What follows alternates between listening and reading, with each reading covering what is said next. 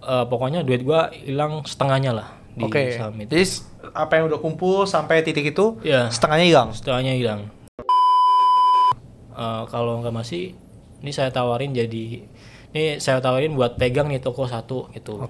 Karena bos gue ini mau buat ekspansi gitu, mau buat bisnis baru lagi. Kamu mau pegang nggak? Saya tawarin gaji sekian dan benefit sekian.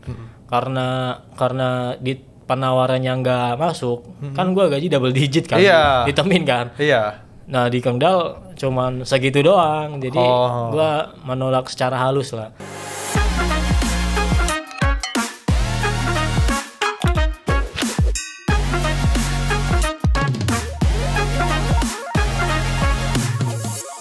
Nah waktu itu di Temin itu gue awalnya nggak expect gajinya itu bisa segede itu. Gue bayangannya ya paling 4 juta, 4 juta udah cukup 5 juta gitu loh. Nah ternyata setelah kerja sebulan nih, ternyata gaji gue 7 juta Sam. Masuk 7 juta? Masuk 7 juta. Berarti itu naik berapa kali lipat tuh? Berkali lipat ya? Iya, 7 kali lipat. Dan gue, wah kok gede banget gaji gue. Gue lebih kagetnya lagi setelah kerja 2 bulan Sam. Karena di 1 bulan itu kan ada lembur. Lemburnya 1 minggu lagi. Kalau hari biasa itu sampai jam 8 malam lah. Nah di bulan berikutnya pun ada lembur lagi. Jadi lemburnya itu padat lah. Gua kaget lagi waktu lihat slip gaji double digit Sam. Gila. Gimana Mat? Pas Beb pertama kali ini double digit? Pertama kali waktu itu. Nggak kebayang sih. Soalnya di lulusan SMK kan. Jadi teman-teman gua pun yang lulus SMK nggak segede ini gajinya gitu, tapi gua diam-diam aja gitu. Karena lu juga ambil ambil jam kerja lebih juga. Ambil lembur juga. Dan emang ya dihargai pasti ya, dikompensasi juga. Wah, pas dapat gimana Mat? Langsung ini nggak hamburin misalnya ganti motor? Nggak, waktu itu motor gua malah Supra Sam. Supra yang lama lah. Supra nggak ganti tapi. Supra Bapak. Supra Legend. Nah waktu itu gue mikirnya, kan gue dulu pernah kerja gue susah kan, kerja sebulan cuma dapat 2 juta, cuma dapat 1 juta.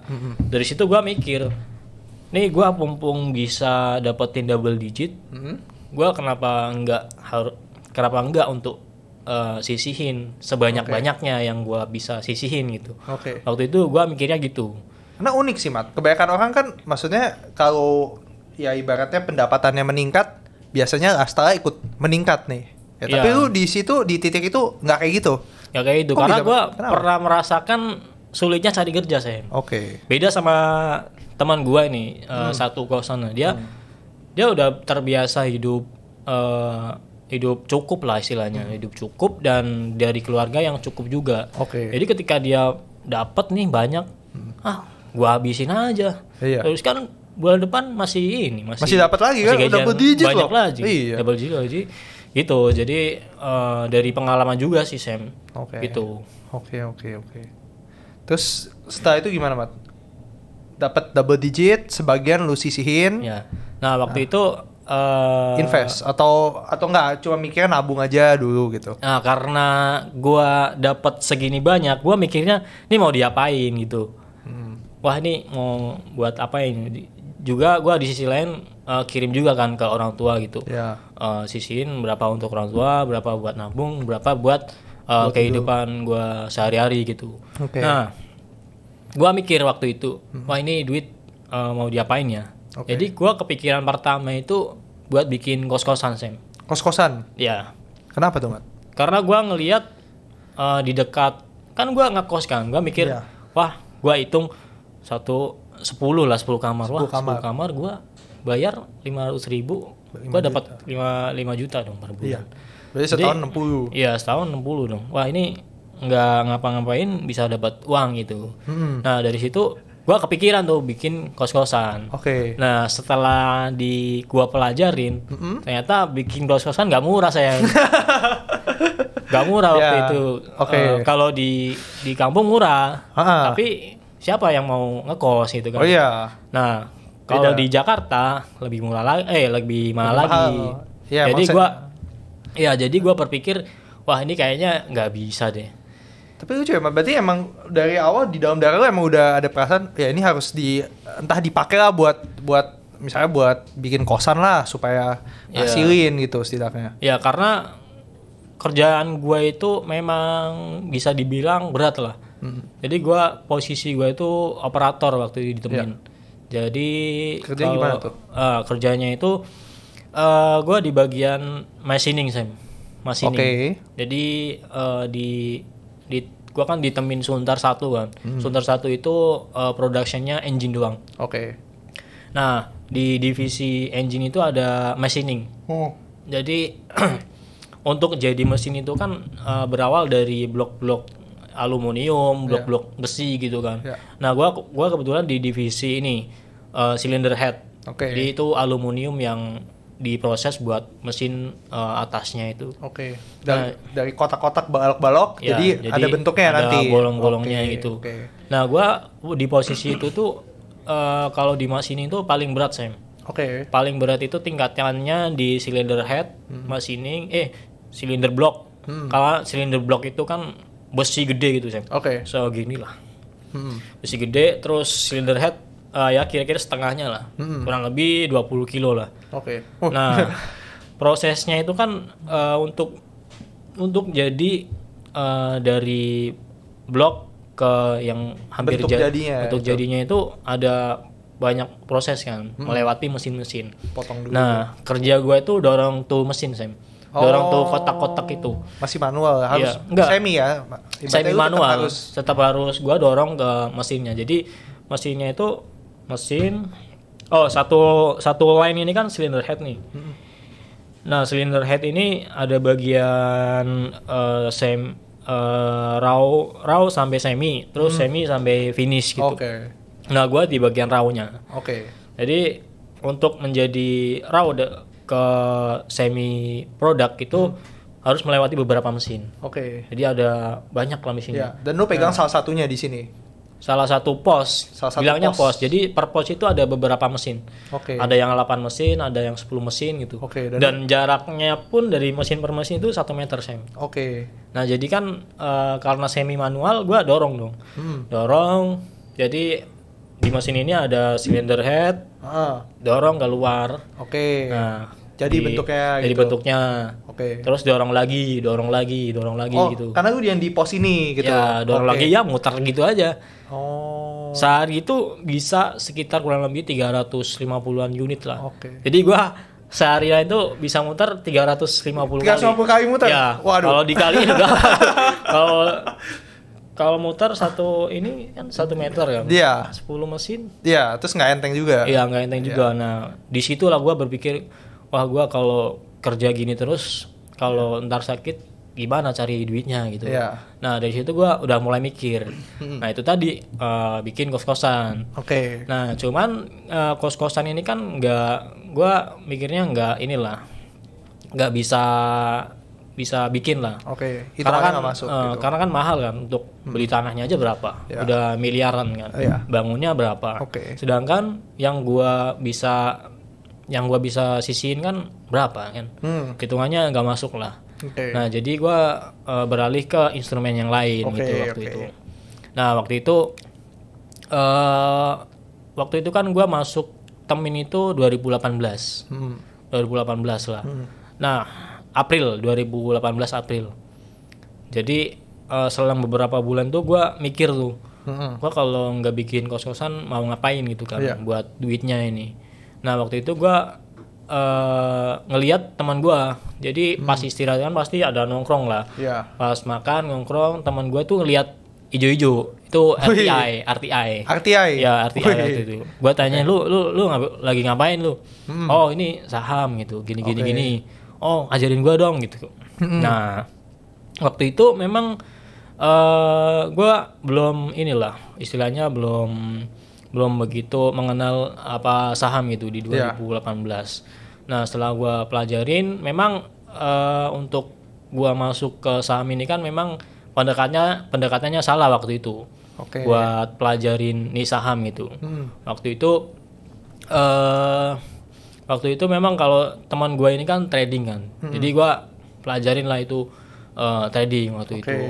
Karena gue background kan orang tua juga nggak apa namanya literasi finansialnya kan belum semaju yang orang tua di kota gitu. Jadi gua di situ mulailah itu belajar trading dulu tapi awalnya. Cuman nggak trading yang tiap hari. Jadi gua swing waktu itu. Kalau swing itu kan bisa mingguan, bisa bulanan lah. Bisa bulanan lah. Jadi nggak yang tiap hari buat kocek gitu-gitu. Cuman tarik garis juga. Nah, waktu itu gua start kenal saham itu 2018. Jadi bukan kolonial lah istilahnya. Bukan orang yang kenal saham gara-gara corona gitu. Jadi gua memang sebelum 2020 tuh udah sisihin, udah taruh di saham. Udah taruh di saham. Tapi masih trading saat itu. Ya, saat itu ya pokoknya ya memang cuan juga. Cuman di sisi lain kan pas waktu 2020 kan gua kena ininya kan, kena musibah lah istilahnya kan, market crash kan. Waktu itu gua bingung, gua beli saham kok gua berdasarkan tarik garis. Jadi waktu itu semenjak gua kena musibah itu COVID-19 kan, bursa hancur kan. Waktu itu pokoknya duit gua hilang setengahnya lah di saham itu. Jadi apa yang udah kumpul sampai titik itu setengahnya hilang. Nah, waktu itu gua berpikir apa ya namanya? Gua merenung, Sam. Merenung. Jadi waktu itu gua berpikir ini saham kan bisnis kan. Jadi gua kan pernah berbisnis juga kan. Pernah belajar bisnis juga kan. Ini saham kan bisnis kan. Kok gua beli berdasarkan garis nih. Keputusan beli gua kok berdasarkan garis. Jadi gua berpikir waktu itu oke deh, gua shifting nih dari trading ke investing waktu itu. Dan saat itu belum ada Ting ya? Belum ada Ting kayaknya. Itu tahun 2020 lah, 2020 Maret kan. Nah, dari situ gua punya ketertarikan yang sangat besar lah di dunia investing inilah. Jadi gua pelajarin lah itu. Investing dari YouTube segala macam. Terus di YouTube kan pasti ada rekomendasi buku lah istilahnya. Ya gua baca gitu. Nah, emang dari awal niat belajar lu sih udah tinggi sih, Mat. Dari awal lu kerja juga maksudnya gaji kayak waktu itu di gas kan. Jualan regulator itu kan nggak nyampe setengah novotel, tapi lu nggak pernah komplain, lu bilang buat belajar gitu. Belajar jualan running tech juga buat belajar. Emang belajar. Selalu ada ini ya? Emang selalu gue berpikir setiap di pekerjaan itu ada pelajaran yang diambil, Sam. Meskipun diterapinya itu kapan, ya yang penting ada ininya lah, ada pelajarannya yang bisa gue ambil gitu di situ. Paham. Nah, waktu itu di Temin itu gue jalan, kan habis 2020 kan gue ini kan, di Temin itu gue kontraknya 2 tahun, Sam.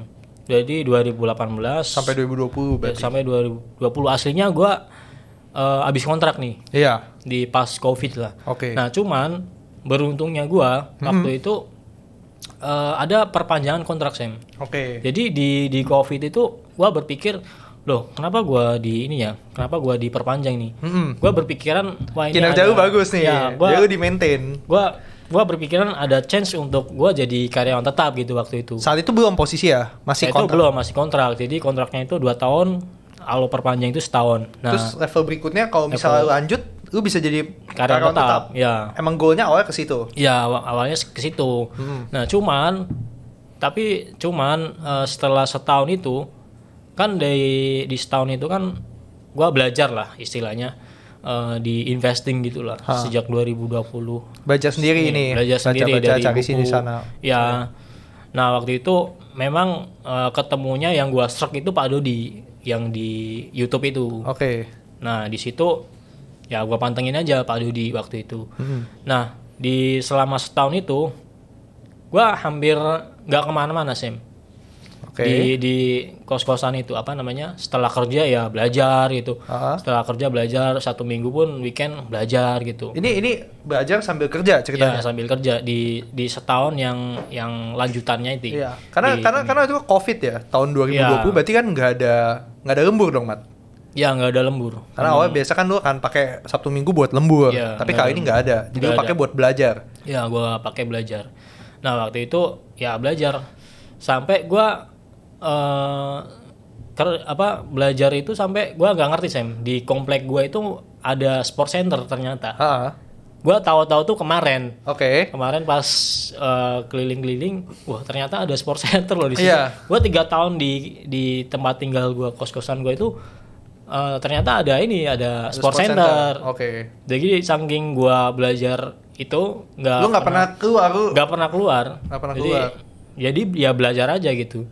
Nah sampai di situ ternyata pas di tahun terakhir gue itu ternyata nggak ada pengangkatan karyawan Sam. Jadi yang awalnya gue udah pede nih, wah nih diangkat lah karyawan. Nah waktu itu ya di apa namanya? Jadi semua nggak ada yang semuanya nggak ada yang jadi pegawai tetap. Ya nggak ada yang naik kelas lah gitu.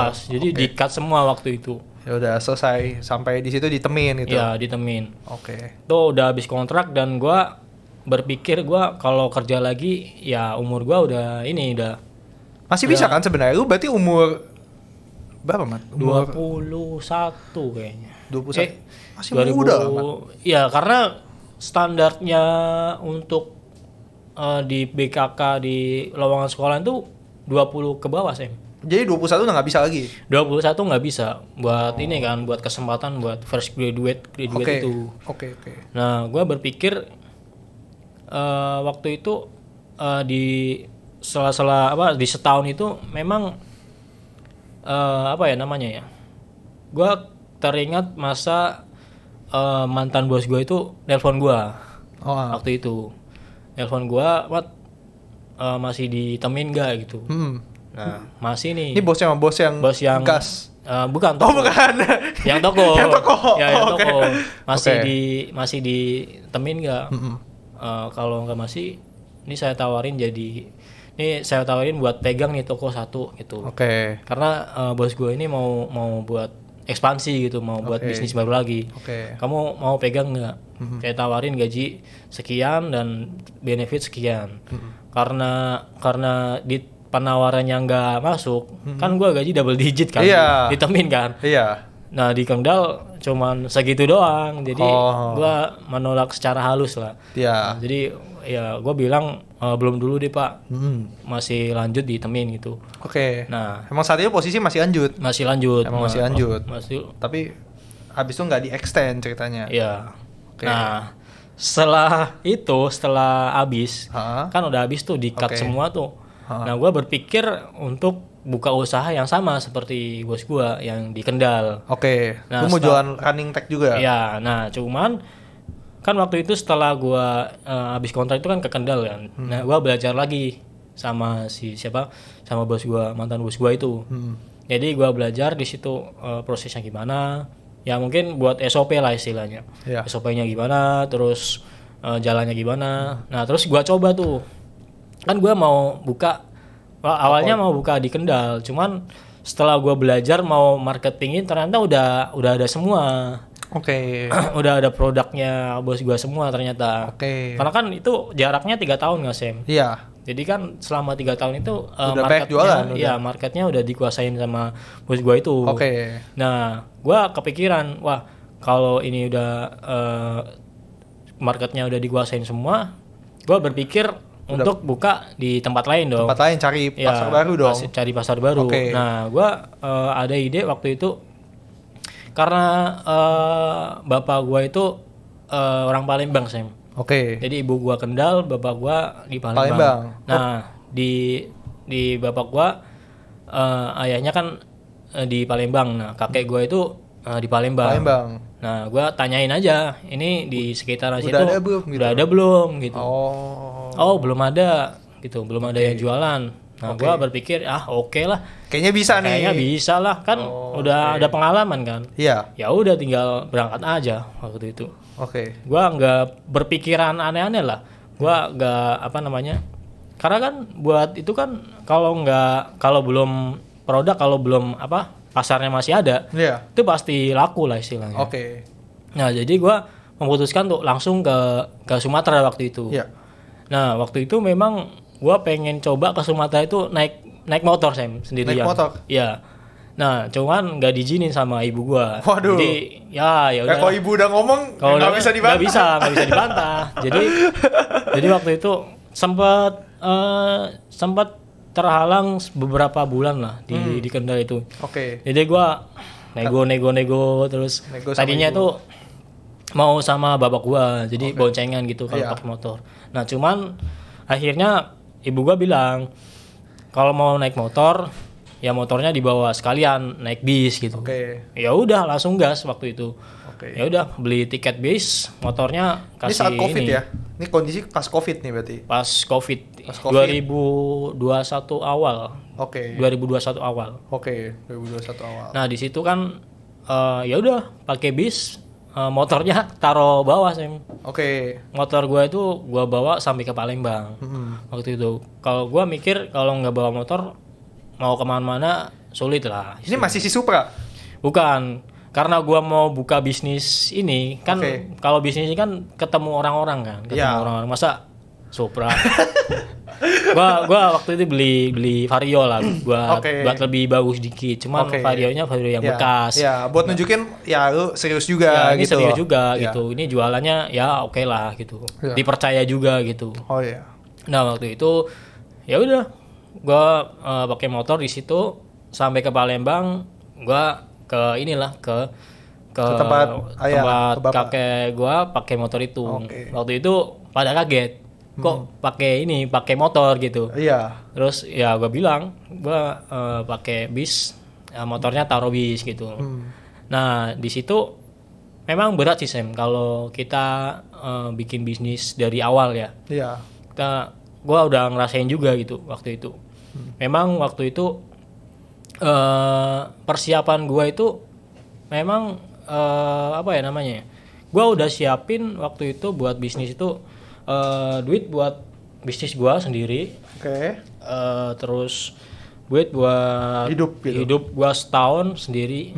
Kenapa setahun? Ya gua mau tahu hasil gua ini setahun berapa gitu. Karena nggak gua tarik-tarik, gua campur-campur gitu kan. Iya, udah pisahin dari awal. Ya, gua udah pisahin dari awal. Memang duit cash gua gede nih di bisnis running tech ini. Cuman cashnya gua gede, tapi modalnya dikit sekali. Jadi ada cash buffer yang lumayan gede lah istilahnya pas waktu itu. Nah, waktu itu juga udah gua sisihin buat investment juga. Buat di saham juga, karena kan waktu itu gue posisinya udah masuk saham juga. Udah serius juga waktu itu kan, gue belajar lebih dalam lagi lah buat investing itu kan, buat fundamental analysis lah istilahnya. Nah, di situ gue berjalan tuh Sam, buat tawarin ke masjid-masjid, tawarin ke kantor-kantor. Memang sulit banget sih kalau kita bikin bisnis dari awal dan kita sendiri gitu. Iya. Pernah di ini gak sih? Dipandang sebelah mata lu kan masih muda. Kondisi kan berarti lu masih 21. Mungkin enggak ya. Karena gua enggak perhatiin orang lain sih, Sam. Jadi yang orang lain bilang apa ya bodo amat lah.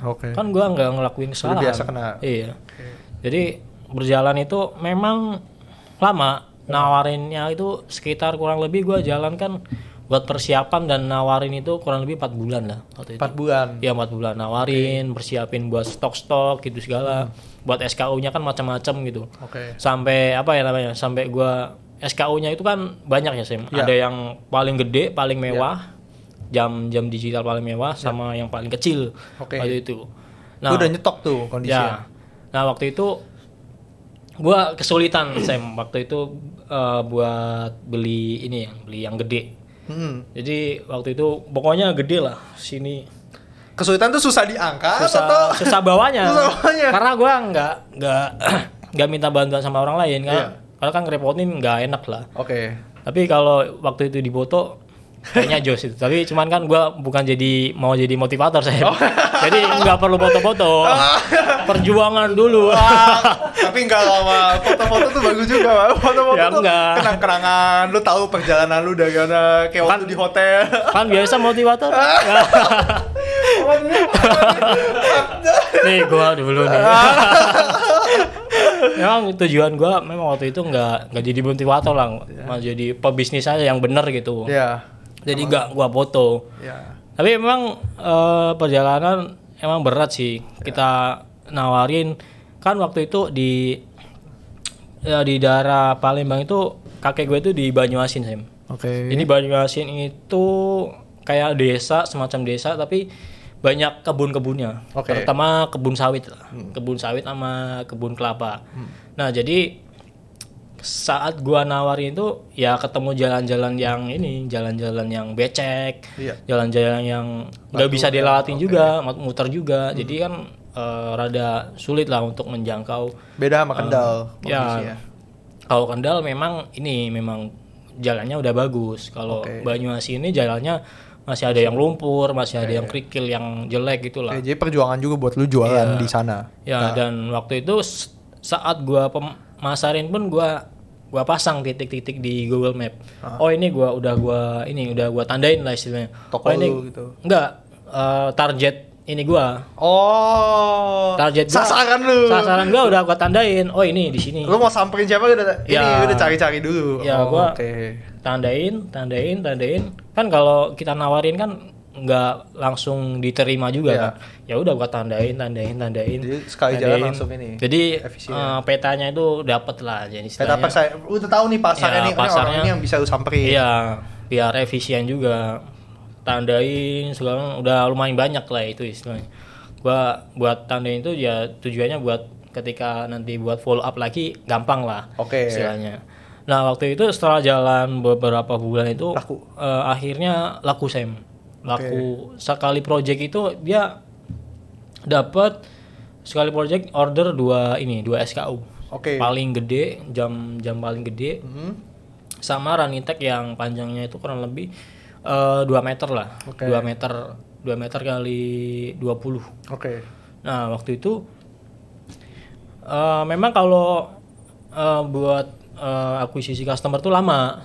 Cuman sekali gua dapat orderan, gua langsung BP Sam. Ya, jadi murah lah istilahnya buat bikin. BP tuh BP seluruhan stok. Iya. Wush. Gua udah BP semuanya. Dari mesin potong, terus obeng gitu-gitu kan alatnya murah-murah semua kan. Sekali closing langsung BP gitu. Ya, sekali di closing gua alhamdulillahnya langsung BP waktu itu. Nah, dari situ gua semakin semangat lah waktu itu. Sambil belajar investment juga. Nah, baginya gimana waktu ya? Karena kan lu harus muter. Pasti kan makan waktu, fisiknya juga capek. Waktu itu memang baginya gua siang buat muter, buat tawarin, nah malamnya saya buat gua pelajarin analisa gitu-gitu segala macam. Karena kan banyak orang yang pasti banyak yang penonton yang maksudnya profesi juga. Tapi ternyata bisa juga. Malam. Tinggal kita niat apa enggak. Nah, meskipun capek ya, pasti capek juga saat itu. Pasti capek. Nah, waktu itu balik lagi kenapa gua ke Palembang gitu. Nah, waktu itu gua balik lagi. Gua waktu itu nanya kakek, kan di Banyuasin ini kan lingkungan petani juga. Tapi petaninya yang punya sawah itu banyak. Sawahnya itu luas-luas. Kira-kira per orang itu mungkin 2 hektaran lah. Per orang, per keluarga ya. Nah, di situ gua tanya karena komoditas di situ kan kebanyakan jagung Sam. Jagung sama padi. Gua tanya dong harga jagung di sana berapa gitu. Ternyata waktu itu gua pas telepon itu sebelum memutuskan ke sana itu harga jagung 5.000 Sam. Lagi naik-naiknya tuh kan yang kemarin 2021 itu kan harga jagung mahal kan. Pas waktunya mahal kan 5.000. Nah, gua berpikir dulu jagung 2.000. Waktu di Kendal. Waktu di Kendal dulu pas gua kecil 2.000, sekarang 5.000. Artinya apa? Artinya kan ada profit yang lumayan lebih gede lagi. Nah, di mana petani-petani ini kan agamanya Islam nggak sih? Kebetulan mayoritas Islam. Nah, ketika orang-orang itu mendapat hasil yang gede, pasti ada sedekah dong. Pasti ada sedekah. Larinya duitnya kemana? Ke masjid. Nah, masjid duitnya kemana lagi?